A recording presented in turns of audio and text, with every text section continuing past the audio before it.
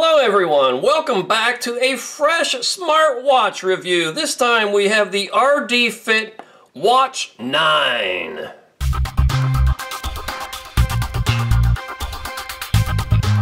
Now before we even get into this, I am going to read a sentence to you right on the back that says this product is not a medical device and the health data and suggestions provided are for reference only, not as a basis of diagnosis and treatment. I say that because this is my next in a line of alleged or supposed non-invasive blood glucose monitoring smartwatches, and I don't believe any of these are accurate, and they say right on the box, don't trust it as a medical device. So blood glucose people, diabetics, don't trust this technology. It is not ready for prime time yet. But I like to review these things and see what's new and watch their progression, because I think someday we will get there with a device that's credible. We are not there yet, so please don't trust any of these smartwatches with your health or for accurate blood glucose monitoring. Very, very small print in the instruction manual, but it comes with an instruction manual, and I just want to show you what's coming out of the box here, and then I'm going to go charge this up and wear it for several days to a week, and then come back with my full, fair, and honest review. That's my dog Brindley upstairs barking at you folks, in case you hear that. She doesn't usually say hi on these videos, but today she decided to for some reason, so that's a special treat for you. So we have the watch itself. It's got that kind of familiar rectangular shape with that one button on the upper right. I'm going to press that and see if it has any juice out of the box. Sometimes these things do, sometimes they don't. This one appears maybe it does not. Let me press the bottom button. I don't really know which one yet. I'll figure all this out by the time I come back. Oh, hello. So it is coming on. It's got some juice. It's got a wristband. It's got the instruction manual, and it's got a neat charger here. This is kind of the little pedestal one where you just set this thing on the base and it's going to charge it inductively. I like this charger design so much better than the magnetic ones that stick on the back. Let me see if this has a protective covering on the back. It feels like it does. So I'll get that peeled off here too, because you don't want that to get in the way of making contact with your skin. There it is. I got it.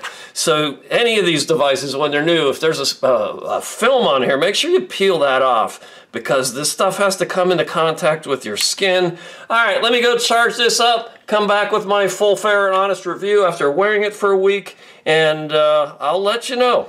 Okay, I am back after wearing this watch for a full 7 days, and I'm going to do something I don't usually do, and that is a spoiler alert. My advice is for you to don't buy this watch. It's selling on AliExpress right now for anywhere from $22 to $23 to about $30. While on paper, and maybe on my wrist, it looks really good, it's got some serious shortcomings that I'll walk you through. My reviews tend to be long-winded, and this will be no different, but I'm going to try to truncate it as much as I can, because my buying recommendation on this one is don't do it. But after 7 days of wearing this, the battery life is still 79%, which is really good. You can toggle on and off Bluetooth, and I tend to only turn this on when I want to sync the data with my phone, because I want to save battery life. So that said, after 7 days, the battery life is still 79% using Bluetooth sparingly. So if you're constantly have Bluetooth turned on and you're constantly connected to your phone for Bluetooth calling, your battery life will be significantly less. And I have tested the Bluetooth calling, and it works just fine. The watch has a microphone and a speaker built into it, so when you're connected to your phone via Bluetooth, low energy, you can just use your watch as your phone, but you have to be within, I don't know, it's like 10 yards of your phone. You have to be close enough. You have to be within Bluetooth range. I like the dial. It's got a number of different dials and a lot more in the app that you can pull in.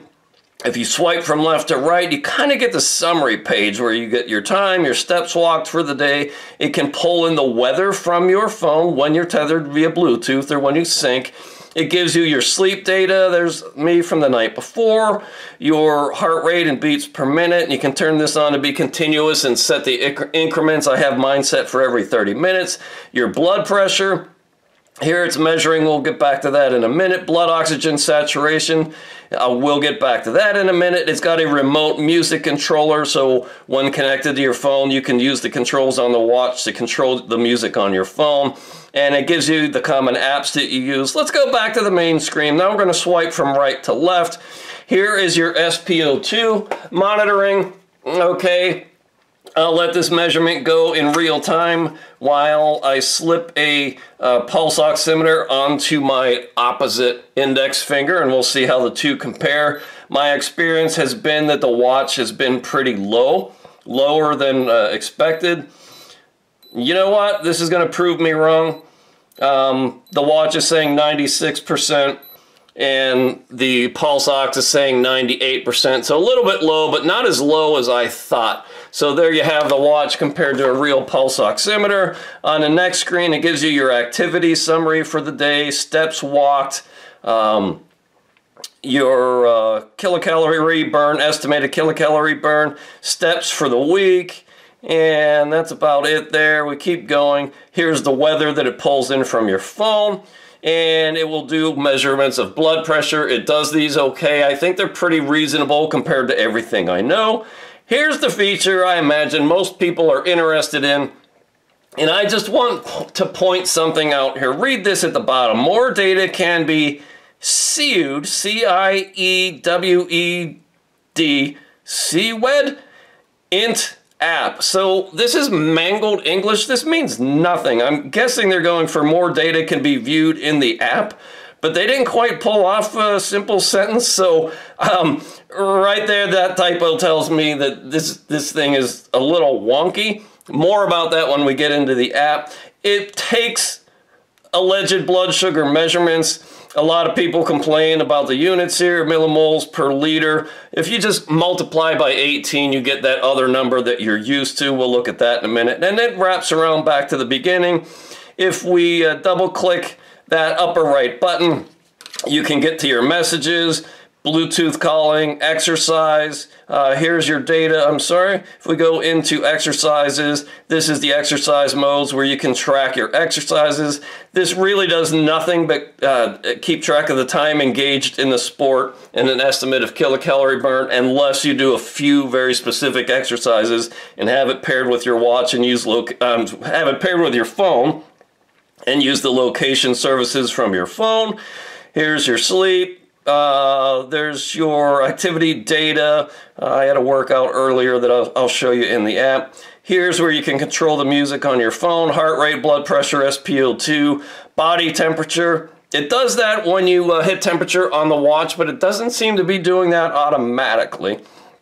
So I've got a little problem there. Motion tracking, again, that would pull in location services from your phone. Stopwatch, timer, find phone, camera. It uses Siri, but I don't use Siri, so I don't know whether that works or not. I can't speak to that at all. It's got an alarm, settings, and you can change the style of the menu system here, all right? I kind of like the menu system because I like to be able to read what's what. Let's go look at the app, then I'll come back with my bottom line. The app here is something called RDFIT. RDFIT. So don't ask in the comments what's the app. I'm telling you 3 times. RDFIT. And this is the RDFIT Watch 9. You see how that works? RDFIT. The app is the name of the brand of the watch. This is probably branded under different names, to be honest. But to sync the watch, you click the little swirly arrow button up top here.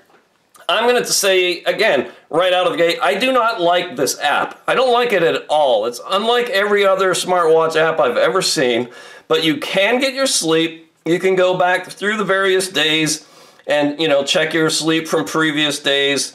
I can go back many days here if I press the right button. Okay, there's Friday, Thursday. So you can go back and it gives you your deep sleep, your light sleep, and your awake times. All right, so that all seems pretty reasonable today to me. You've got your sports modes here, and it'll pull in location when tethered with Bluetooth, just for outdoor running, fitness walking, bike riding, climbing, or indoor running, nothing else.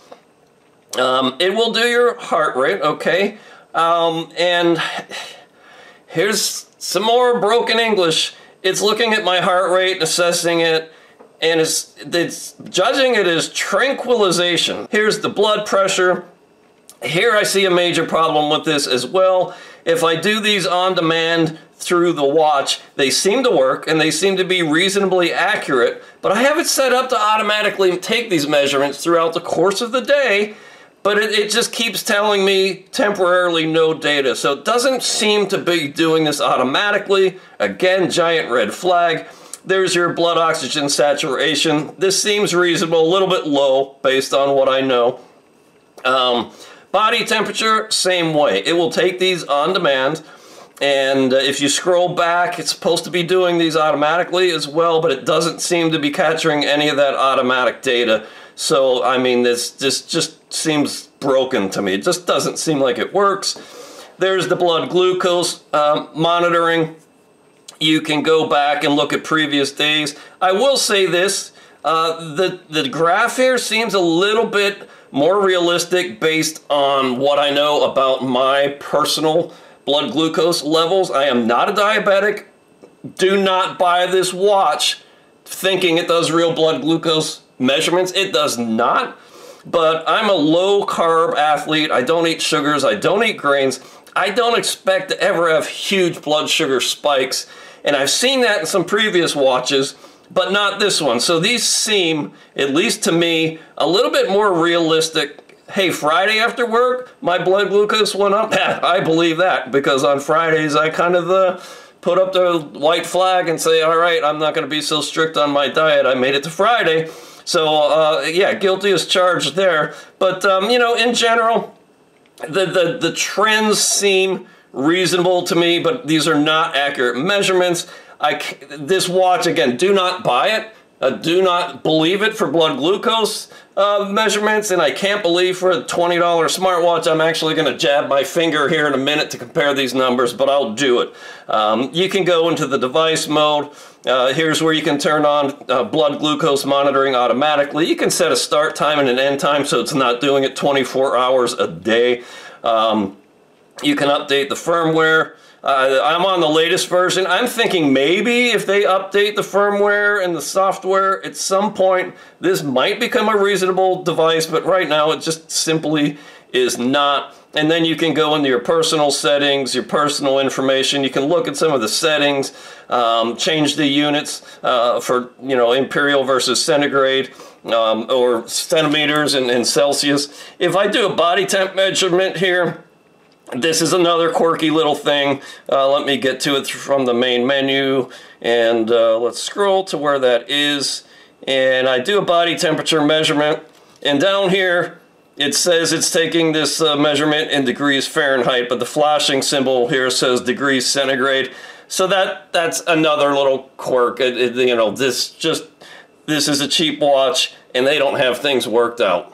All right, I just did the finger stick. I'm doing a blood glucose measurement in real time. This is 97 milligrams per deciliter on the glucometer. Now if I come to the smartwatch and come to blood sugar and I take a measurement, this is going to be within 20 or 30 seconds here, folks. So you will get a direct comparison. I am not a medical doctor. I can not tell you whether my medical devices work or not, but this is not a medical device. This is a toy. And if I take that number, 5.5, and multiply that by 18, I get a measure of 99. And that was close to the measurement we saw on the glucometer. So, draw your own conclusions. I will not recommend this for blood glucose monitoring, and I will not recommend it for everything else. The most positive things I can say is I love the display, I love the battery life, and I like the looks of the watch. This channel is really about kayaking and fitness and health. I have a kayaking business. This channel, really, the smartwatch reviews are a way to monetize YouTube. I bought this watch with my own money, and by my own money, I mean the small amount of revenue I make through YouTube ads. So I thank you for leaving comments and watching these videos and sharing it, and maybe dropping $1 or $2 to donate to the channel. But that's how I get the word out. That's what supports this and keeps it all going. So I thank you so much. check me out. Check out my adventures at davethekayaker.com, and I will be back soon with a review of the E610 blood glucose smartwatch. So I'll keep these coming as long as you watch them and as long as my YouTube channel is generating a small amount of revenue. I'll invest that right back into the channel. So thanks for watching, and I'll talk to you soon. When you want an extraordinary racing kayak made in the finest American tradition, or maybe just own a piece of American kayaking history,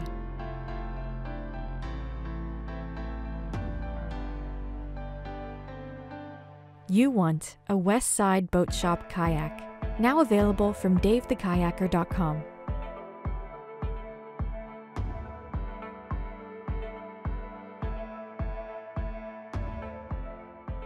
West Side Boat Shop kayaks. The tradition continues.